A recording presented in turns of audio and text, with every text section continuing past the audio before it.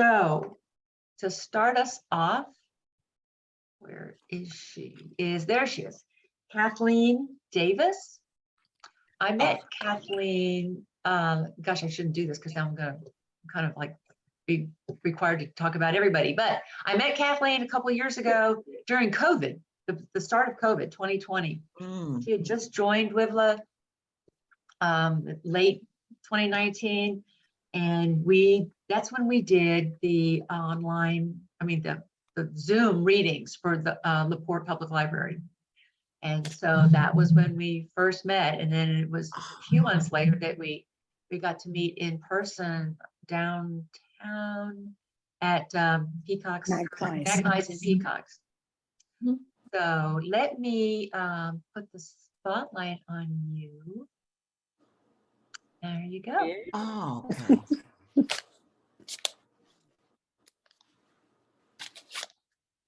So, do I start now? Yes. Okay. Okay.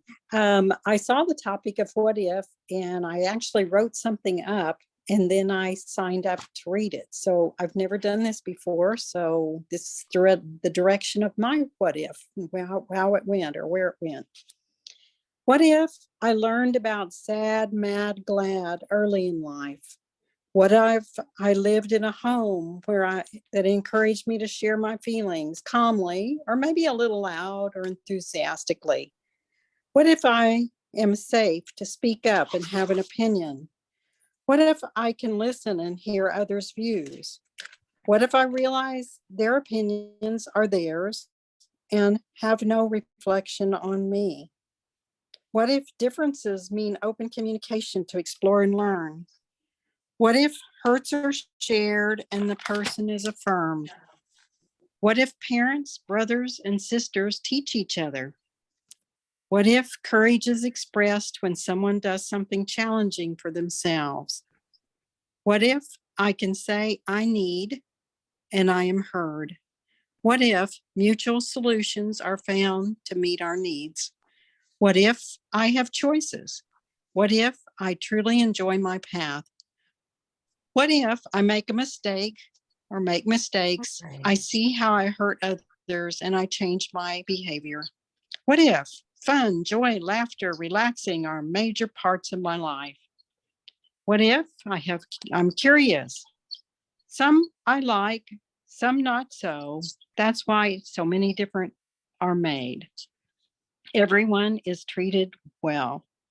What if I communicate with the guiding spirit who is with me always? What if I realize everyone has a guiding spirit so I can focus on me?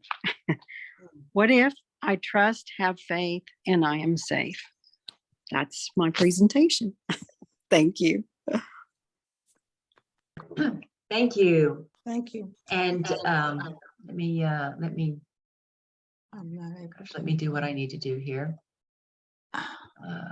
Kathleen. Yeah, I also have a published book out. I'll put in a plug for that. Yes. Yes. Outcry response, what educators need to know about sexual abuse.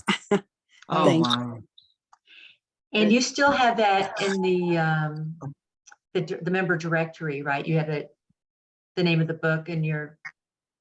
Yes, I do have that in there. And actually, that's Wendy's photograph of me that was in the book and on my website or on the WiVLA.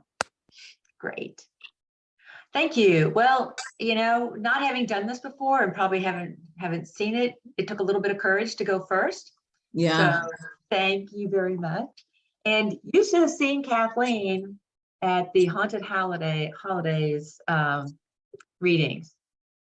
It's hard to describe with the poodle skirt and the pink glasses, and well, you just had to be there. I'm sorry y'all weren't there to see what people were wearing. And Gabrielle, anyway. But she does show up on the YouTube video. Yes, it is on YouTube. It is on our YouTube channel. Okay, next up is Ellen Seaton, our secretary and all of that, and a bag of chips. If you can't have fun with it, don't try it. That's- So Ellen's been on the board a couple of years. This Mhm. is it maybe 3 going on 4, changing a couple positions so that she could stay on the board. And I am Oh. so glad that she wanted to, and I know Yes. Kirsten is thrilled that she still wants to. And she was super instrumental in getting the literary competition going for us next year with Houston Writers Guild. So we're going to keep her, or excuse me, Gretchen's going to keep her busy with that. And we're all very excited. So you have the spotlight, Ellen? Yes, we're just gonna have to time out any World Series games, literary, contests and Haunted Holidays 2023. Wow. Yes, because Haunted Holidays was held the 6th game of the World Series. So we had a Oh, little wow. competition there, but most of the people, who were cool attended the Haunted Holidays. So Well, the cool people Yeah, just attended one. both. I just want to say, okay. a lot of people attended both, yes. We taped the game. So you see it later. Okay, my reading for this evening, as you know, I tend to write about Grim Reapers. So what if turkeys had a choice? Tom, the Grim Reaper turkey, walked down the hallway towards the reincarnation auditorium. His robe and size were similar to those of the other reapers. However, they were small enough to fit his stature. He looked smaller than the other turkeys in the room. As a Grim Reaper, Tom's body consisted only of his skeletal structure. There were no feathers that gave most living turkeys a sense of pride. However, he liked his Reaper form. The robe inside felt almost regal. As Tom strolled along, he was talking to Bernard, his longtime friend, who was preparing to reincarnate. Even as they spoke, Bernard's body was slowly changing from a bold, beautiful gobbler to a ghost form. The incandescent glow started with his feet and then slowly worked itself up through his feathers, his wattle, and would eventually end with his head. Bernard, I thought things were a mess the last couple of years due to the pandemic. One year there were too many turkeys, then too few. This year we could use more, but every bird is much more expensive due to something called inflation. Tom, Bernard began, you've been doing this job for many years now. It used to be so simple to return turkeys to being turkeys. The gobblers were all excited about being the center of attention at the Thanksgiving dining table. Bernard put one wing on the shoulder of his Reaper friend. I can see how much more stress you deal with every year. I think it's the millennial fowls who have crossed over during the last couple of years. One used to have great pride about being a turkey and serving families and friends, a festive meal, a meal that brought people together, just the way Norman Rockwell intended. Now everyone wants new experiences and some excitement. Some want to become eagles, others want to become house cats. One adventurous turkey wants to become a wild boar. Where's the loyalty? WiVLA, who was in charge of all Grim Reapers everywhere, walked up behind Tom and Bernard. Tom, WiVLA began, you can do this. We're going to think outside the box. You need Thanksgiving dinners, and you need to give some of the younger chicks an incarnation or two of exploring. Besides, even if turkeys are scarce and expensive, pigs are in plentiful supply. And don't forget, tofu turkey becomes more popular every year. As they reached the podium, Tom agreed, you might have something there, WiVLA. Everything's been changing so much the past few years, it's just hard to keep up. WiVLA stood behind the podium and raised her bony hands to calm down the restless room. The fact that she was at least 3 feet taller than any of the turkeys always gave her a visual advantage. Once all had quieted down, WiVLA began to speak. Well, aren't we having an exciting year? So many choices, so little time. For those of you who want to reincarnate as turkeys, please go through this door on the right. Have fun, and may you turn out tasty. Bernard was among the first through the doorway and could be heard saying to the turkeys leaving with him, I can't wait to show up on the Thanksgiving table. I hope they use fresh cranberries in my stuffing this time. The other turkeys gobbled in agreement and excitement. WiVLA continued, now there are those of you who definitely do not want to return again as turkeys. Those of you who feel strongly about this, please go back into the front hall where there are a team of Reaper counselors who will help you make your next selection. Good luck and choose wisely. As this group of gobblers filed out of the auditorium, they were also happy and excited. Turkey Fred was heard shouting, "I hope I get to return as a snake, maybe a cobra." A turkey named Butterball replied, "I want to return as an aardvark. I've always wondered what life was like for those critters." Finally, Willow looked down at the remaining small crowd of very confused turkeys. "Will some of you tell me what about your hesitation to return to turkeyhood?" Turkey Zeke raised a wing and said, "It's okay if the home you're served in looks at parades and football games. Some may binge on good movies. The families that talk politics, how shall I say it, really suck. There's always that one uncle who argues with everyone and only agrees with himself." Many of the birds around Zeke nodded their beaks quickly. "The last time this happened to me, I just wanted to jump off the platter and whack everyone with my delectably cooked legs. Unfortunately, I don't have that skill. To make matters worse, this has been an election year. And so many people have guns, alcohol, and dysfunctional families. Those folks may not even make it to the dinner table. At least if the mortals are aiming at each other, no animals will be harmed." The other turkeys gobbled and nodded some more. Willow held up her bony hands to quiet them down again. "Don't worry, there are choices. Each of you will meet with either Tom or me to help you decide." Turkey Scout raised a wing. "Willow, when will the holidays return to normal?" Both Willow and Tom shook their heads. Willow said, "Probably not for a very long time." Thank you.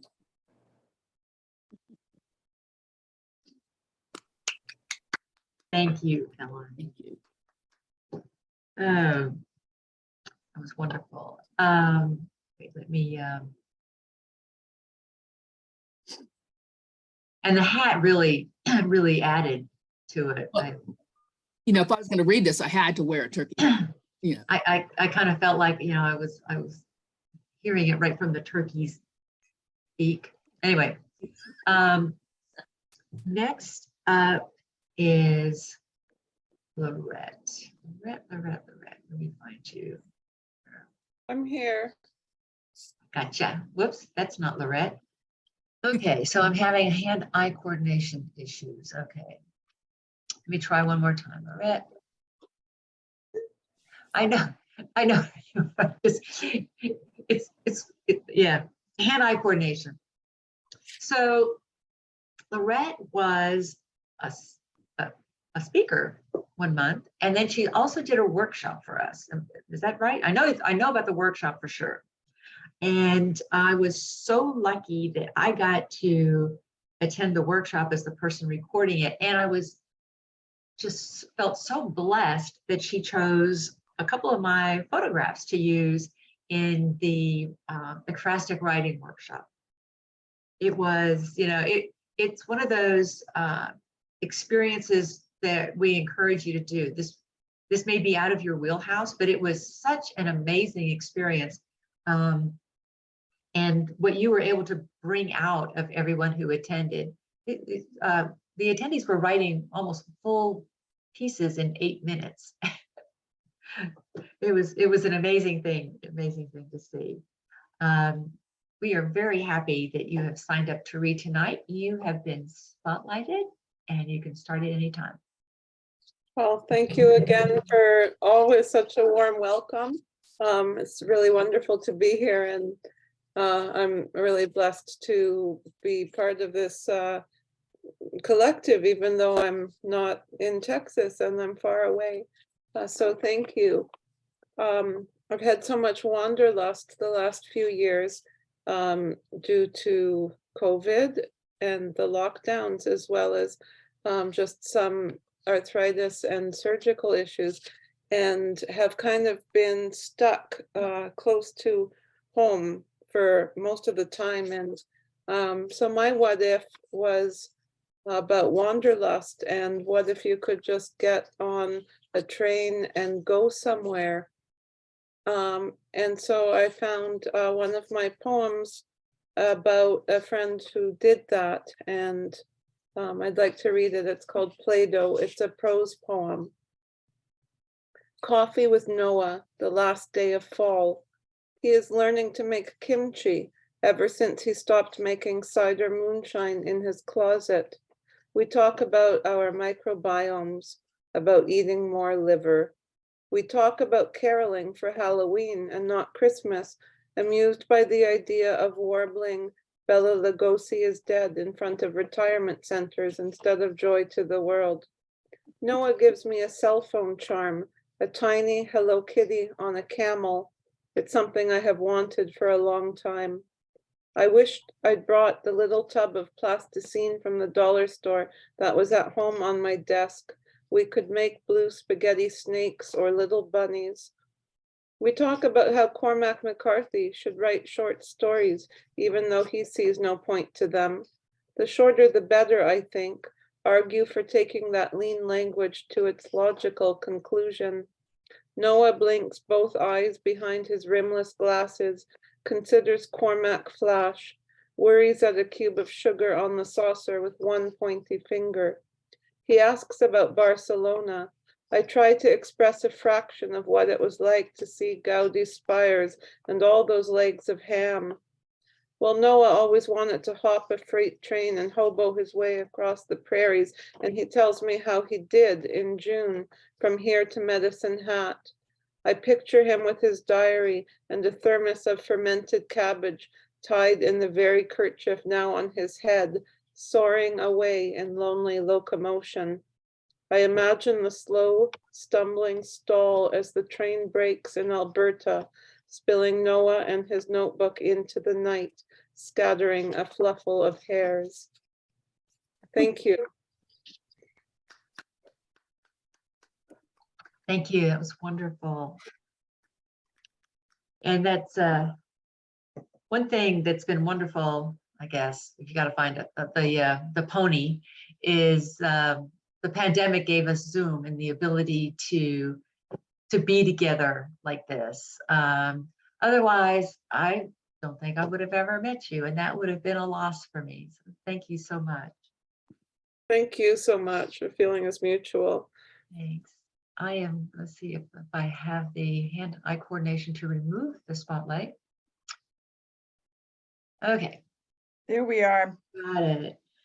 I don't know, Margot, I just don't know what to say about you. I could just go on forever, but you've been like the greatest surprise and wonder to have on the board. For some reason, Margot was able to fly beneath the radar of every president who was looking to fill the board. She said, well, she'd try, hopefully she'd have the energy to do this job. And she pretty much did 2 years of work in a year. And so she's just going to be, I think, drinking wine and eating bonbons during the rest of 2023. I wish my body would let me do that. I know. Just Yeah. won't. It's probably not good for you. Only if you share. Yeah, I would have to share it all. Well, those virtual Uh-huh. bonbons aren't so bad. Well, but I mean, it's really been a wonderful year, and yeah, I have flown under the radar probably 20 years with WiVLA, and but nobody ever called me on the phone. And when Melody called me, I thought, uh-oh, I guess it's time to give back. So this is my giving back. So I have a couple of poems. The first one, it's a happy coincidence. It's a poem that was published in the Ekphrastic Review, and that is Lorette's online journal, which is, if you're not familiar with it, you need to check it out. Sandy can speak a little bit more about it, but she gives challenges every couple of weeks, and then sometimes she has these large, the big challenge. And she also teaches wonderful workshops. I just took one this afternoon, and so I'm kind of all jazzed up about that. Okay, so the first poem is An All-Night Conversation with You, After Having a Coke with You by Frank O'Hara. If I could turn back time, share. An all-night conversation with you is better than an afternoon chat with anyone else right now. Maybe because we love absorbing esoteric movies and dissecting them ad nauseum for days. Maybe because we love attending theaters and pretending to be theater critics. Maybe because I love to have parties and you loved being a guest in our home. Maybe because we travel so much and now the world reminds me of you. I would rather see you than London, Paris, Kashmir, Machu Picchu, or Disneyland on either coast. I imagine us a couple of old pillows hanging out on the sofa, stuffing our faces with popcorn and wine. If we invited your wife, could you get a hall pass for one more movie, one more conversation? I have so much to tell you. And I forgot to mention, I wrote this in one of Kate Wise Orcutt's poetry classes. This next one is something I wrote in one of Sandy Stromberg's writing classes when she taught them at the Young Center. It's very, very old, but I think it's kind of fun. There is a bad word. I'm going to just say beep when I come to the bad word. If I were a color, I would be pink, hot pink, not the pale pastel pink of gingham and ruffles and lace, but sizzling pink, electric pink, eye-popping art pink. If I were a plant, I would be a cactus, tough, juicy, prickly, thriving in deadly spaces, exposing my flower when the mood strikes. If I could fly, I would be a bat, sleeping in caves, waiting for dusk to swarm and fly, shopping for blood snacks to munch till dawn. If I were a pet, I would be Fifi la beep you, bitch contestant in the ugliest dog contest, cold staring at the judges, growling under my breath. Bite me. Thank you.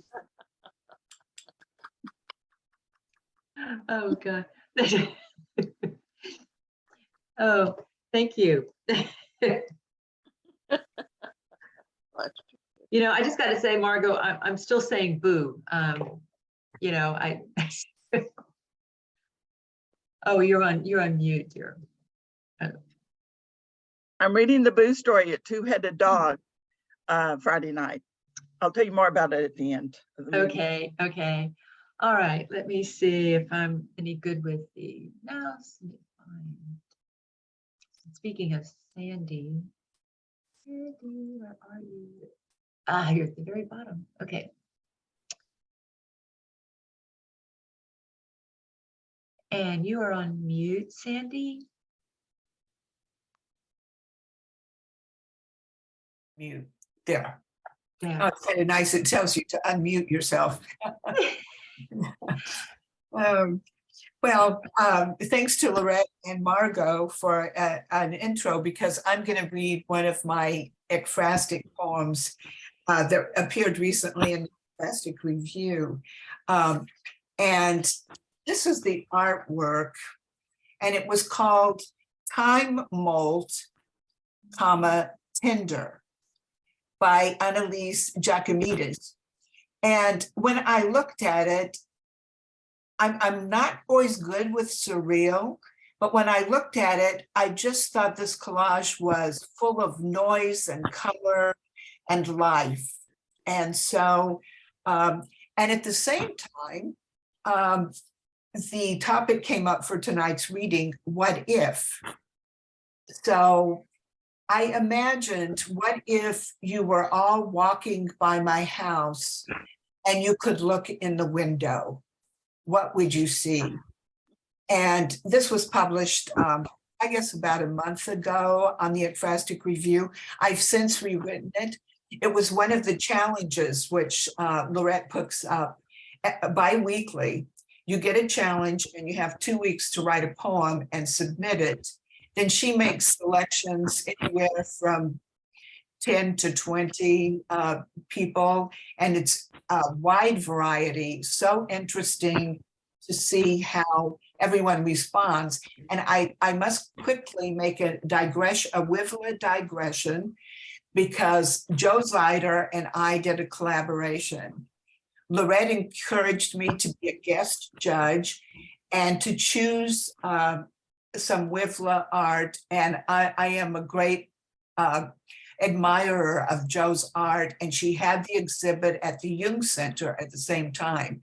So all of the pieces were written to Joe's piece from her Earth at the Edge, the big tree, and they were marvelous. Anyway, so this was written as though you were looking in my window. A clatter of color. If you could see through my living room window, you'd know I'm at home in the clatter of color. Slight tinkle of teacups, the bright blue peacock mask from Bali, and its mate, a red lion's head with bulging eyes. Here I keep company with the golden salamander, woven from pineapple fibers, climbing the wall. Here I grow dizzy, images swirling around my head like the stars of Van Gogh's Starry Night. I drink my solitary coffee with the unknown characters in Hopper's Nighthawk Diner. Or let my eyes stroll Pizarro's garden with its plum trees and blossom that hangs above my computer. My spirit hums, trying to harmonize as life gives and takes away, divorce from the first husband, death of the second, one moment lost in grief, the next captivated by a good book about someone else's life. Here I could muse about time, molt memories, the way blue jays molt feathers when they're not needed for courtship, where color brings a tender compensation. Thank you. Thank you. That was wonderful. And thank you for sharing that information about, well, Joe. Many of us have seen Joe's exhibition, and I didn't see it at the Jung Center, but I have seen it, and it is inspiring. All right, let me try this one more time. Let's see.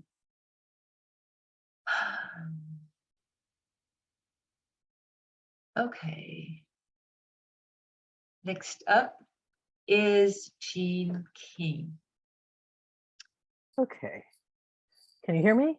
Yes, ma'am. Love the Good. hat. I did not do the same earphones this time. Last time it was weird. Anyway, okay, this is the first time I've done this. This is the first time that I have read to other people outside of people in my household. So here Just pretend we're in goes. the house. Brother Elwood. Elwood was illiterate. Perhaps that's where the whole problem began. I saw an ad in the National Enquirer and read it to him. It said, free, holy anointing prayer oil. It couldn't hurt, right? And just maybe it would help. I filled out the coupon with his name and my address. After all, he'd need me to read it to him once the response arrived. I stuck it in an envelope and mailed it off. I was a little taken aback by the speed of the reply. Only 2 weeks had passed when I received a slightly lumpy envelope addressed to Brother Elwood King. Elwood came right over. I think he was as excited as I was. The envelope contained a letter from a Reverend Johnston to Brother Elwood and a small plastic vial of a colorless liquid with a twist-off top, resembling nothing more than the flea and tick treatment I use on my cats. I could hardly contain myself.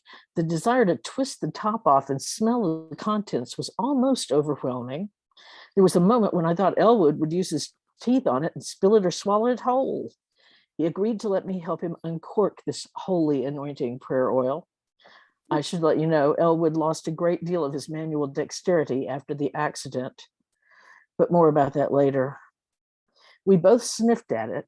It didn't smell like anything in particular. Mineral oil, cooking oil. Who knew what holy anointing prayer oil should smell like? I'm certain Elwood tasted it when I wasn't looking. I read the letter to him. He gave a snort at his new title of Brother Elwood.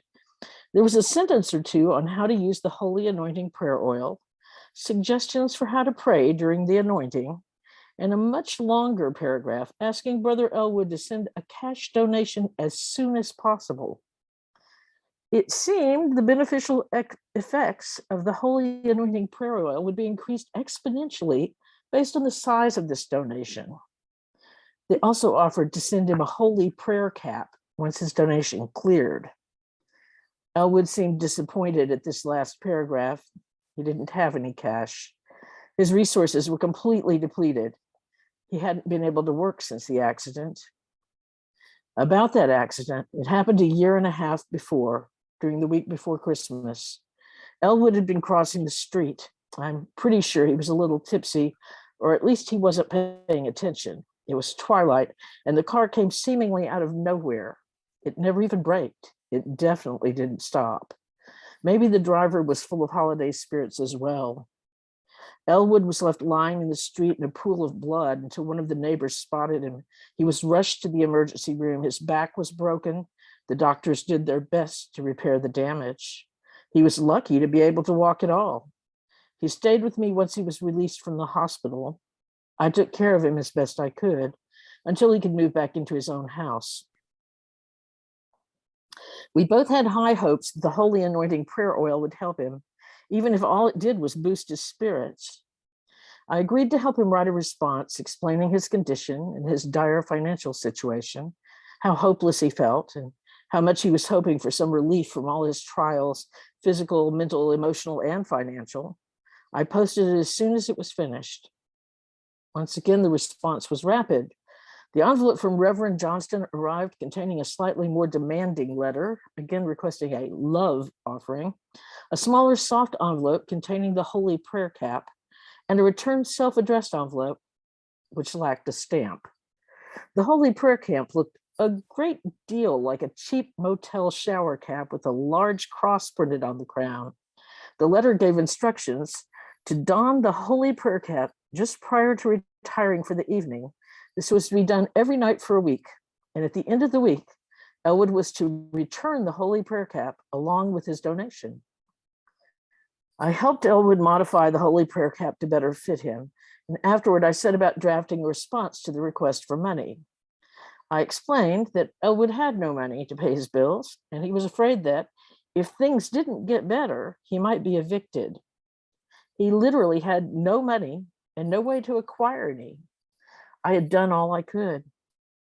At the end of the week, after Elwood had struggled each night with the holy prayer cap, I helped him put the letter and cap into the pre-addressed envelope, and I provided the stamp. He walked with me to drop it in a nearby mailbox. The next letter to Brother Elwood came in a much larger envelope, the better to accommodate a color photograph. On one side was a picture I recognized from the Sunday school classrooms of my childhood. Blonde, blue-eyed Jesus in white robes knocking on a door. On the reverse side, there was an image of a smiling Reverend Johnston surrounded by happy members of his congregation who appeared to be filling an offering plate with coins and bills. Reverend Johnston was, how shall I put it, Euro-American? Caucasian? White? Pasty white? The congregants were people of color, all of a much darker tone. It would seem that Brother Elwood's name had led to assumptions about his pigmentation. The letter was much more explicit this time. It explained to Brother Elwood that he should send whatever he had, bills of any denomination, coins, whatever he had. I suppose the stamps I had placed on the previous envelopes had the Reverend Johnston thinking Brother Elwood was holding out. If he couldn't pay his rent or bills, it was of no consequence. He should send whatever he had. Reverend Johnston wrote that whatever Brother Elwood gave would be returned to him tenfold. Brother Elwood decided not to reply. This is a true story. It happened years ago. I knew Elwood well. We lived together. He had a dark complexion. At this point, I must confess, Elwood was a Doberman pincer. He was most certainly illiterate, and except for my financial assistance, he was destitute. He'd been hit by a car right before Christmas. His back was broken. The veterinarian put a metal plate in his back, which gave him an odd humped posture. I cared for him while he convalesced. The holy anointing prayer oil didn't seem to have any effect. There was never any mention by the good reverend of the modifications, ear holes, to his holy prayer cap. He wore the cone of shame, so he couldn't simply tear it off and eat it. He never made any donations. He crossed the Rainbow Bridge more than 40 years ago. Every now and then I think, what if someone could fix all the things wrong with this world? What if someone could tell me how to defeat death and disease? I think of Brother Elwood when I hear of one of the various prosperity gospel preachers. I think of Brother Elwood when I start falling into magical thinking. I'm reminded of him whenever it sounds like there's an easy way out. I thought of him recently when I read about Princess Martha Louise and her fiance, Shaman Durek Verrett, and his spirit optimizer. Only $222, and it takes care of everything. Just remember, there is no money back guarantee. The end. I'm so glad you decided to share that with us. That was wonderful. Thank you. Thank you. And the hat, if you can see the comments, has been a big hit too. Oh, nice. Okay, let me see. I'm looking for the Queen of the Universe. Having a hard time finding you. No, she's Empress of the Universe. Oh, well, that's okay. No Thank you, wonder. Ellen. No Thank you wonder. for that I'm clarification. well, see, now I can find her. Okay. So I think I've They only had a just needed chance. the right name. Yeah, right. I think I've only had a chance to meet you in person once. Is that right? Once, yes, we were at Brazos, yes. Yes, Yeah. and I just loved your reading, and I'm so Thank glad you. you signed Thank up you. for tonight. Thank you. Oh, No, Empress. I was delighted to sign up for tonight. And yeah, and Jean, thank you. That was a really, really touching, heartfelt piece about about your dog. Thank you.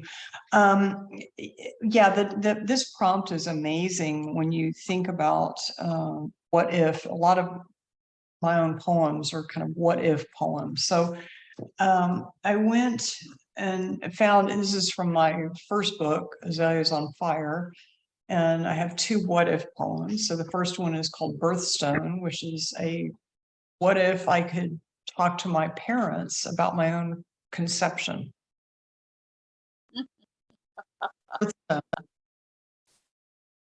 My conception must have been early June in the month of pearls and weddings.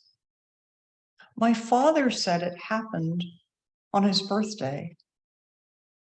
I like to imagine it was after the cake and champagne in a pale blue bedroom that he swam the length of my mother's moon white skin by candlelight. I was born 9 months later, out of wedlock. But as they slept, his fingers woven into the waves of her long black hair, I am told she dreamt of an aquamarine.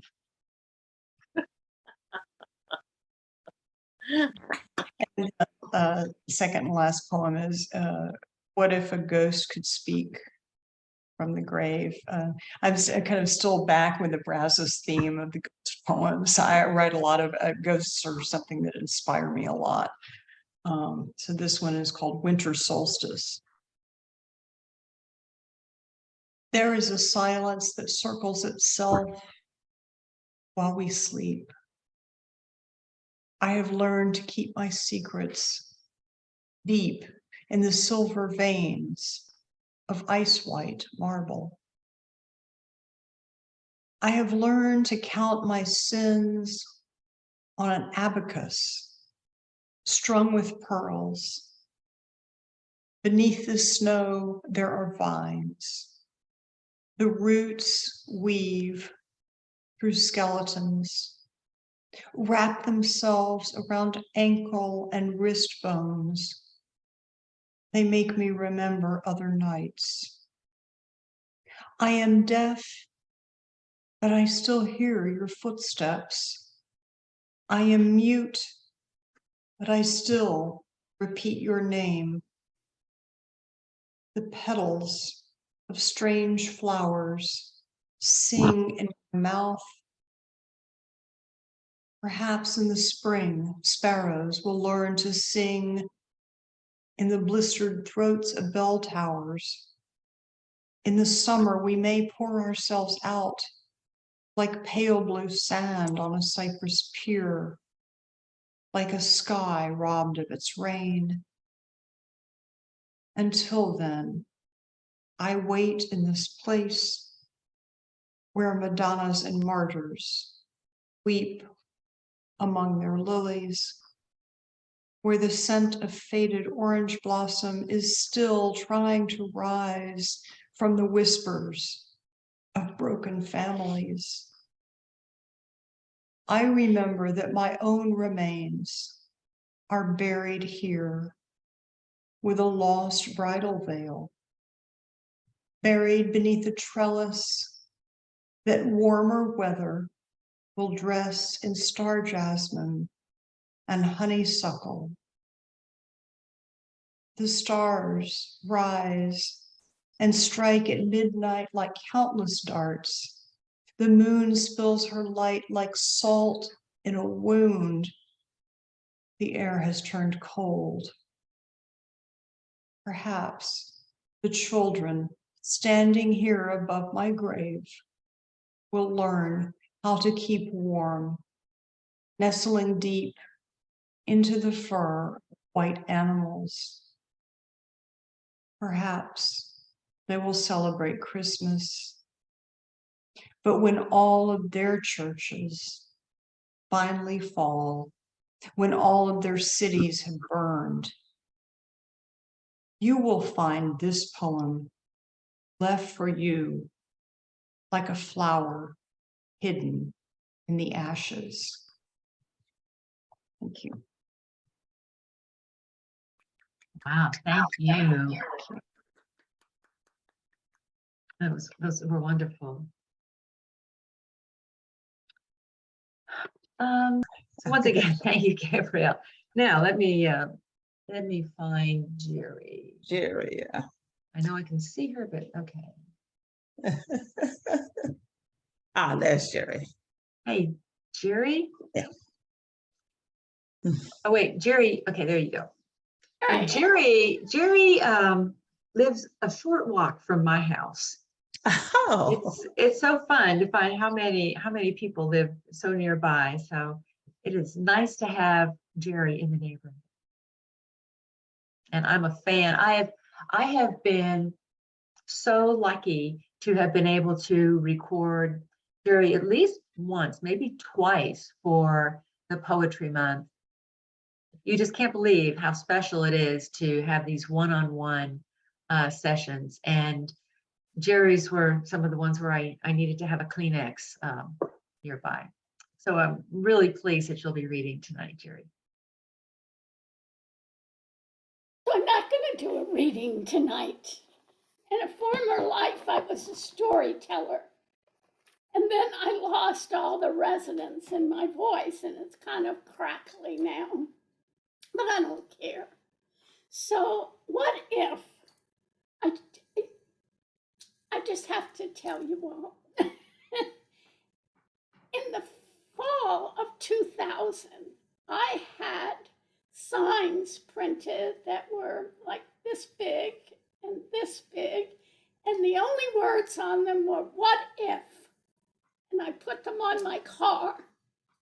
And then, because I save yard signs of my political ghost life, I put all of my signs out, beginning with Al Gore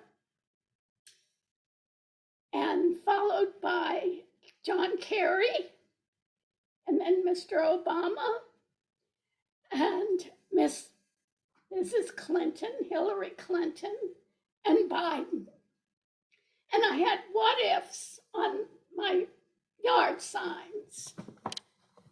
And the reason was that I have been anti-war since 1960 something, and my second born, John, came to me. I guess there had been news about Vietnam, and a lot of news about Vietnam, and a lot of our neighbors' husbands died, children died. There were deaths every day in the newspaper. So my little son John was about 5 at that time, and he came up to me in the afternoon, and he was worried. And he asked me if he was going to have to go to war someday. And I looked at this little kid. He's 4 or 5 years old, and I said, "I don't know. I can't promise you no." And I couldn't. But I will promise you that I will do everything in my power to make it so you don't have to go to war. Well, as luck would have it, when he came of the time when he might have gone to war, there wasn't any war. And so his younger brothers had to sign for that they would go. They had to sign up. I guess the draft was passed, but they had to put their names but there were many discussions about whether they would even do that. And a lot of their friends, our youngest didn't do too well in high school. And so people came to me and said, "You ought to have him go in the military, Jerry." And then the first Bush was elected president, and he sent us to Desert Storm. I hate war. And I've never seen a war that I supported until now. Poor people that are fighting for their life. And so all the what ifs of life, and I'm facing new what ifs in life right now. They make us so sad. They're like ghosts.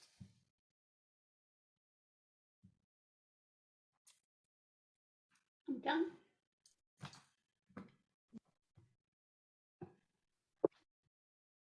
Well, now I wish you lived next door so I could run over and give you a hug. Wow. I may show up on your doorstep. Thank you. That was Wow. and that made me think of so many things as well. That was very thought provoking. Ooh. Wow. So Man. the last reader of the evening is Ms. Gladys May. Yeah, follow that, huh, Gladys? Well, really. In fact, Okay, let me just say, that's tough. I have known Gladys a couple of years at least, and spent a delightful afternoon at her house, just the two of us. Let me just say, if Gladys invites you over for lunch, run, speed down the freeway, go as fast as you can, because she's like the hostess with the mostest. And plus we had, we laughed, we had some heartfelt talks. I've just so enjoyed getting to know you this year. And it's a shame that you live so dang far away, but because it's more fun to see you more often. And she had a workshop. Was it just this year? Yeah. This seems so long ago. The step workshop. And I didn't know what to expect, but it was a 4-hour workshop that I wished had lasted all day long. I was inspired by your poetry, and I hope you give that workshop again. I will. So without any further ado, Gladys, I'll turn it over to you. Well, first of all, Jerry, that really did put a big knot in my stomach. In fact, I'm trembling right now. It really resonated with me, and I thank you for that. Let me gather my emotions because it got to me. What if? Oftentimes I think, why did I meet the boys or that grew up to be men in my life, and how they altered or challenged me or questioned me.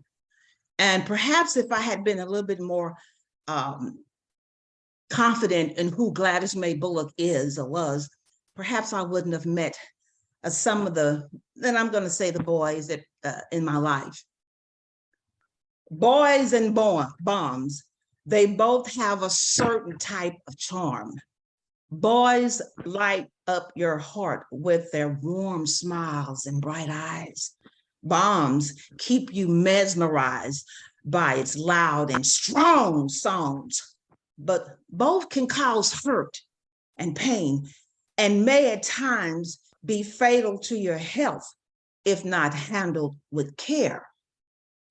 Well, the reality of it all is that had I not met this certain boy, I wouldn't have my 3 children today. So a boy liked me, and I gave up family and friends. A boy liked me, Gladys May Bullock. And gradually, all I felt was the emptiness inside of me because this boy liked me. And words of admiration and changed to words of cruelty and degradation. You see, this boy told me how much he liked me. And my smiles changed to cries for him to please stop liking me so that I can start liking myself again. What if I'd not met you? Maybe I would not have sought out poetry. Maybe I would not have written books. Maybe I wouldn't have ridden many miles on my bikes. Maybe I wouldn't have climbed mountains. Maybe I would not have discovered the Gladys May Bullock that my mother and father made me to be. Thank you. Thank you. That was great. The Kathy's at the beginning and yours at the end were perfect bookends for this wonderful event. And heartfelt thanks to all of you for sharing your readings this evening. It has been such a gift and such a fabulous way to cap off the year. We started out doing these poetry readings in conjunction with the monthly meetings that Archway Gallery does. And then somehow it sort of morphed into, this is what we do now every November for our November meeting. And I'm so glad that we do it. I hope it continues. Y'all were very special this evening. It's still a little early. I wanted to say one thing that I forgot to mention. I talked about this poster that's behind me, and the poster that Gladys May, I'll do you a favor and move this spotlight. Here, you can show it. Okay, now we can see it a little bit better. I forgot to mention who the artist was or is. Ah, and see, I have the little bitty one too. Can y'all see that better? Yeah. Okay, I'll take down this is the postcard. Yeah, thank you. Yeah, so it's a great, okay, I'm gonna make you small. Yeah. Okay, so yeah, it's Elisa. This was her piece in Beautiful. collaboration with Margot. Wow. So yes, so it's a great piece. It's really colorful, and as you can see from the poster and the card that Gladys May held up, it makes just a fabulous publicity piece for the show. So